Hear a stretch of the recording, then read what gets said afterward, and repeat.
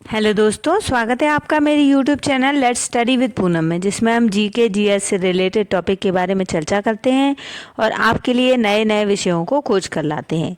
आज हम बात करने वाले हैं आर्टिफिशियल इंटेलिजेंस यानी एआई के बारे में। आर्टिफिशियल इंटेलिजेंस की चर्चा इस समय चारों ओर है और ऐसा लगता है जैसे भविष्य के लिए एआई ही सबसे उपयुक्त टूल बनता जा रहा है। हालांकि इसके सामने कई चुनौतियां भी हैं। आर्टिफिशियल इंटेलिजेंस का इस्तेमाल हमारी डेली लाइफ में बहुत कॉमन हो चुका है। इसको नज़रअंदाज करना लगभग नामुमकिन है। इसलिए ये समझना ज़रूरी हो जाता है कि आर्टिफिशियल इंटेलिजेंस है क्या और काम कैसे करता है। आर्टिफिशियल इंटेलिजेंस की शुरुआत 1950 के दशक में हुई थी। आर्टिफिशियल इंटेलिजेंस का अर्थ है बनावटी तरीके से विकसित की गई बौद्धिक क्षमता। इसके जरिए कंप्यूटर सिस्टम या रोबोटिक सिस्टम तैयार किए जाते हैं जिसे उन्हीं तर्कों के आधार पर चलाने का प्रयास किया जाता है जिसके आधार पर मानव मस्तिष्क काम करता है। आर्टिफिशियल इंटेलिजेंस के जनक जॉन मैकार्थी के अनुसार यह बुद्धिमान मशीनों, विशेष रूप से बुद्धिमान कंप्यूटर प्रोग्राम को बनाने का विज्ञान और अभियांत्रिकी है, अर्थात यह मशीनों द्वारा प्रदर्शित किया गया इंटेलिजेंस है। आर्टिफिशियल इंटेलिजेंस कंप्यूटर द्वारा नियंत्रित रोबोट या फिर मनुष्य की तरह इंटेलिजेंस तरीके से सोचने वाला सॉफ्टवेयर बनाने का एक तरीका है। यह इसके बारे में अध्ययन करता है कि मानव मस्तिष्क कैसे सोचता है, समस्या को हल करते समय कैसे सीखता है, कैसे निर्णय लेता है और कैसे काम करता है।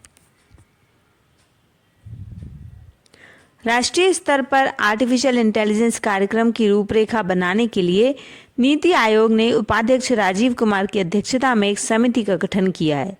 इसमें सरकार के प्रतिनिधियों के अलावा शिक्षाविदों और उद्योग जगत को भी प्रतिनिधित्व दिया जाएगा। आर्टिफिशियल इंटेलिजेंस का आरंभ 1950 के दशक में हो गया था, लेकिन इसकी महत्ता को 1970 के दशक में पहचान मिली। जापान ने सबसे पहले इस ओर पहल की और 1981 में 5th जनरेशन नामक योजना की शुरुआत की। इसमें सुपर कंप्यूटर के विकास के लिए 10 वर्षीय कार्यक्रम की रूपरेखा प्रस्तुत की गई थी। इसके बाद अन्य देशों ने भी इस ओर ध्यान दिया। ब्रिटेन ने इसके लिए एलवी नाम एक प्रोजेक्ट बनाया। यूरोपीय संघ के देशों ने भी एस्प्रिट नाम से एक कार्यक्रम की शुरुआत की। इसके बाद 1983 में निजी संस्थानों ने मिलकर आर्टिफिशियल इंटेलिजेंस पर लागू होने वाली उन्नत तकनीकें जैसे very large scale integrated circuit का विकास करने के लिए एक संघ micro electronics and computer technology की स्थापना की थी।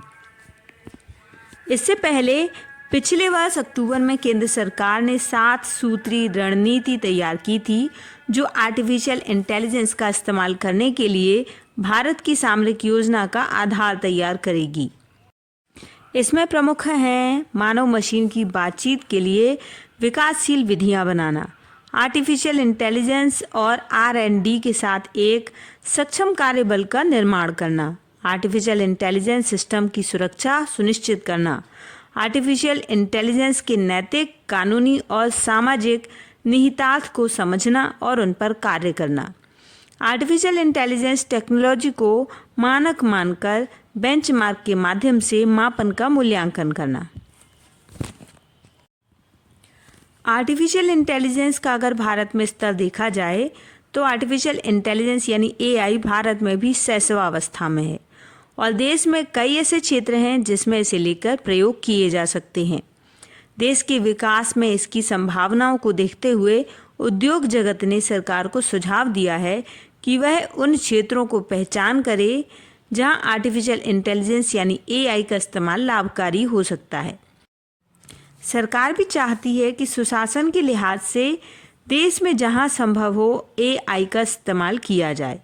सरकार ने उद्योग जगत से आर्टिफिशियल इंटेलिजेंस के इस्तेमाल के लिए एक मॉडल बनाने में सहयोग करने की अपील की है। उद्योग जगत ने सरकार से इसके लिए कुछ बिंदुओं पर फोकस करने के लिए कहा है। एआई के लिए देश में एक अथॉरिटी बने जो इसके नियम कायदे तय करे और पूरे क्षेत्र की निगरानी करे। सरकार उन क्षेत्रों की पहचान करे जहां प्राथमिकता के आधार पर इसका इस्तेमाल किया जा सके। ऊर्जा, शिक्षा, स्वास्थ्य, परिवहन, कृषि आदि इसके लिए उपयुक्त क्षेत्र हो सकते हैं। अगर हम आर्टिफिशियल इंटेलिजेंस का उपयोग करते हैं तो इसके उपयोग में कुछ सावधानियां बरतना बेहद ज़रूरी है। आर्टिफिशियल इंटेलिजेंस से हमारे रहने, कार्य करने के तरीके में व्यापक बदलाव आएगा। रोबोटिक्स और वर्चुअल रियलिटी जैसी तकनीकों से उत्पादन और निर्माण के तरीकों में क्रांतिकारी परिवर्तन देखने को मिलेंगे। ऑक्सफोर्ड विश्वविद्यालय के एक अध्ययन में बताया गया कि केवल अमेरिका में अगले 2 दशकों में 1.5 लाख रोजगार खत्म हो जाएंगे। आर्टिफिशियल इंटेलिजेंस विगत कई दशकों से चर्चा में है और वैज्ञानिक इसके अच्छे बुरे परिणामों को लेकर समय समय पर विचार विमर्श करते रहते हैं। आज दुनिया तकनीकी के माध्यम से तेजी से बदल रही है। विकास को गति देने और लोगों को बेहतर सुख सुविधाएं उपलब्ध कराने के लिए प्रत्येक क्षेत्र में अत्याधुनिक तकनीक का भरपूर उपयोग किया जा रहा है।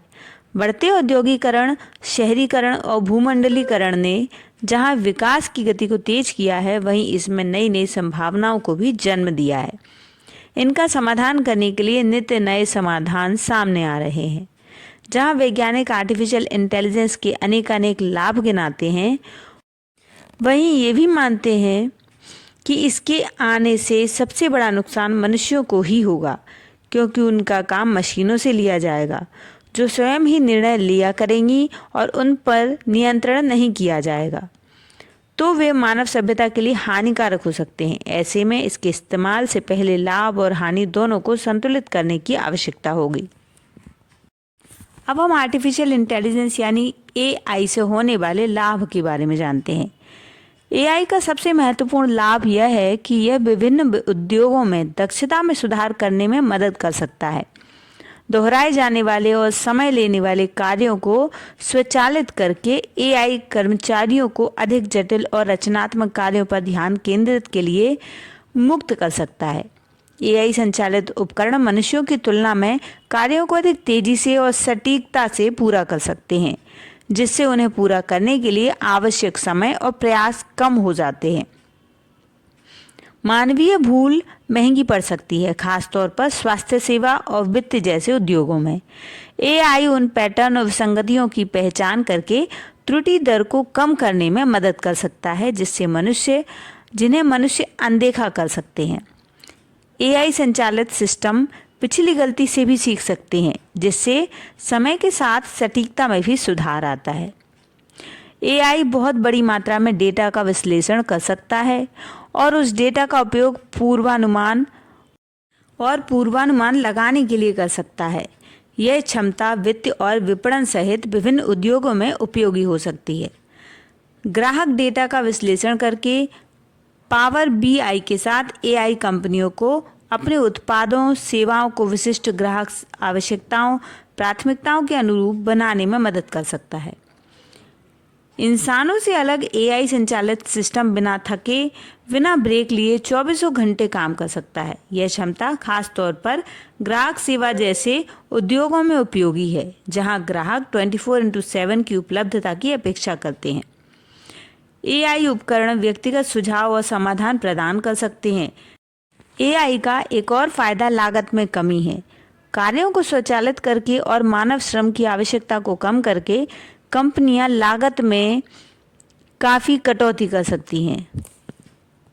AI के कई संभावित नुकसान भी हैं, जिन्हें अब हम आगे समझते हैं। AI के बारे में सबसे महत्वपूर्ण चिंताओं में से एक यह है कि इससे नौकरियों में बदलाव हो सकता है। जैसे जैसे AI संचालित प्रणालियां अधिक प्रचलित होती जाएंगी, वे विभिन्न उद्योगों में मनुष्यों की जगह लेती जाएंगी, जिससे बेरोजगारी बढ़ेगी, नौकरी के बाजार में बदलाव आएगा। AI को लागू करना महंगा और जटिल हो सकता है, जिससे हार्डवेयर, सॉफ्टवेयर, बुनियादी ढांचे में महत्वपूर्ण निवेश की आवश्यकता होती है। AI सिस्टम को बनाए रखना और अपडेट करना भी महंगा और समय लेने वाला हो सकता है। AI एल्गोरिदम केवल उतने ही अच्छे होते हैं जितने अच्छे डाटा पर उन्हें प्रशिक्षित किया जाता है। यदि डाटा पक्षपाती या अधूरा है, तो परिणामी AI सिस्टम भी पक्षपाती हो सकता है।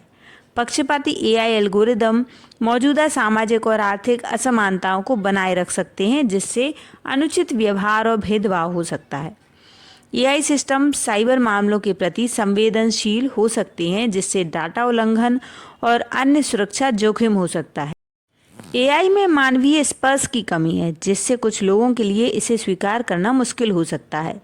यह तकनीकी मानवीय भावनाओं और संचार की नकल कर सकती है, जो स्वास्थ्य सेवा और शिक्षा जैसे कुछ उद्योगों में महत्वपूर्ण हो सकता है। उदाहरण के लिए, मरीज एआई संचालित मशीनों के बजाय मानव डॉक्टरों और नर्सों की देखभाल प्राप्त करना ज़्यादा पसंद करते हैं। एआई व्यक्तियों के बारे में बहुत अधिक मात्रा में डेटा एकत्र कर सकता है, जिससे गोपनीयता संबंधी चिंताएं पैदा होती हैं। इस बात का जोखिम है कि डाटा का दुरुपयोग या शोषण व्यवस्थाओं या दुर्भावनापूर्ण अभिनेताओं द्वारा इनका उपयोग किया जा सकता है। इसके अतिरिक्त निगरानी में एआई का उपयोग व्यक्तियों की गोपनीयता और नागरिक स्वतंत्रता को नष्ट कर सकता है, जिससे सरकार के अतिक्रमण के बारे में चिंताएं बढ़ सकती हैं। तो दोस्तों, इस वीडियो में हमने एआई के संपूर्ण इतिहास को जाना है, उसके फायदे नुकसान को जाना है, मानव जीवन पर होने वाले प्रभाव को जाना है। यदि आपको हमारा वीडियो पसंद आता है तो ज़रूर कमेंट करें। चैनल पर नए हैं तो चैनल को लाइक, शेयर और सब्सक्राइब ज़रूर करें। धन्यवाद दोस्तों।